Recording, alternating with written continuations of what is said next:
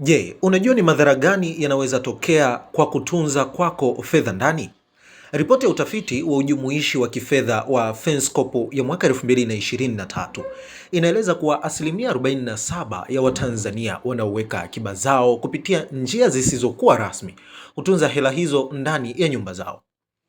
Hali hiyo inatajwa na wadau wa uchumi kuwa na athari katika uchumi, kwani huondoa kiasi cha pesa kinachopaswa kuwa katika mzunguko, hali inayoweza kufanya nchi kushindwa kufanya makadirio sahihi juu ya ukuaji wake wa uchumi. Hali hiyo pia inaweza kufanya nchi kuona uchumi wake haukui katika kiwango kinachotakiwa, jambo ambalo ni kinyume na kile kinachoendelea halisi.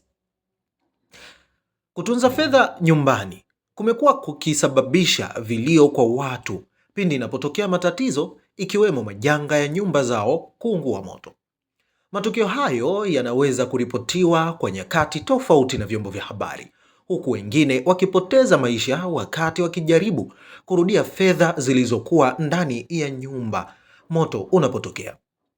Mfano wa matukio hayo ni yapi?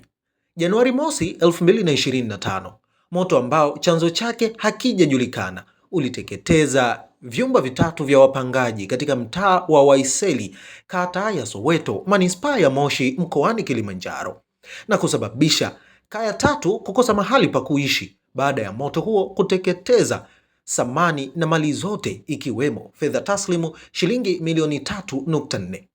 Septemba 17, 2025, nyumba iliyopo mtaa wa Chama cha Biblia, Kitunda Relini, wilaya ya Ilala, iliteketea kwa moto sambamba na kuunguza fedha taslimu shilingi milioni 10 zilizokuwa ndani. Si kuteketea kwa hela pekee, bali wakati mwingine kumefanya watu kupoteza maisha. Mfano wake ni mkazi wa mtaa wa Mwasele, kata ya Kambarage, mjini Shinyanga, Agnes James mwenye umri wa miaka 33. Alifariki dunia baada ya kurudi ndani ya nyumba inayoungua kuchukua fedha zake. Kwa nini watu wanatunza hela ndani? Mtaalamu wa uchumi Dr. Elieza Mkuna anasema watu wanakuwa na fedha mkononi wakiwa na nia tatu, ambazo ni kwa ajili ya matumizi ya siku kwa siku, kuchukua tahadhari kwa kuwa hawajui nini kitatokea, na uwekezaji. Licha ya kuwa na nia nzuri wanapohifadhi fedha hizo ndani ya nyumba zao, Dr. Mkuna anasema ni sawa na kuziondoa katika mzunguko rasmi, hasa wa uzalishaji.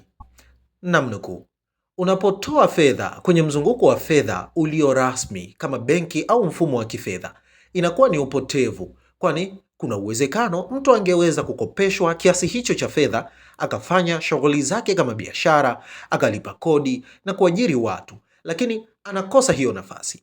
Mwisho wa kunukuu, alisema Daktari Mkuna. Kinyume chake, kukaa kwa fedha nje ya mfumo kunafanya zisizalishe chochote.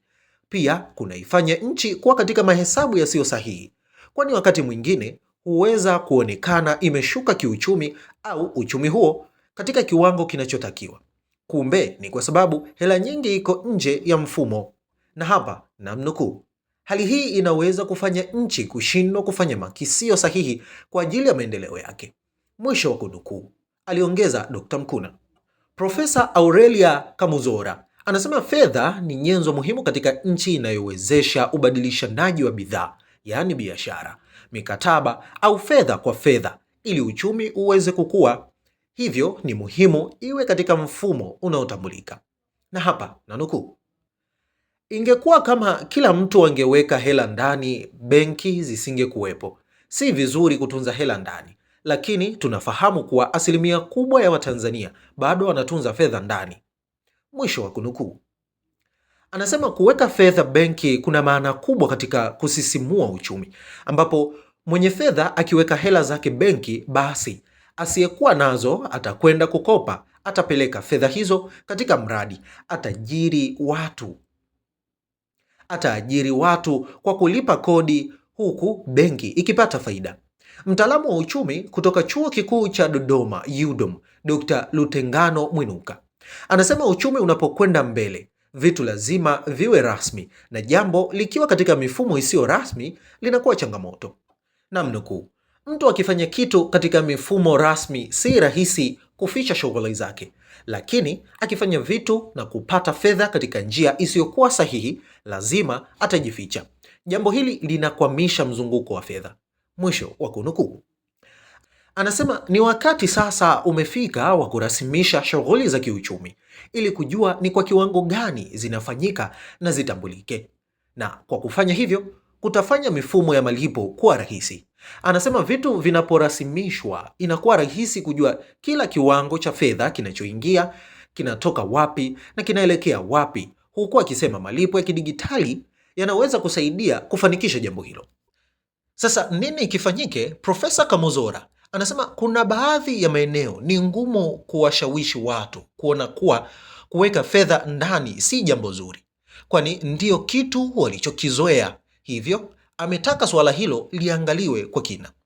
Namnukuu, labda ni waoga wa mfumo, lakini uchunguzi ufanyike ili kubaini nini chanzo kinachofanya watu wengi wakimbie kuweka fedha zao benki na kuona ndani ni sehemu salama. Mwisho wa kumnukuu. Profesa Kamozora anasema, je, maoni yako ni yapi?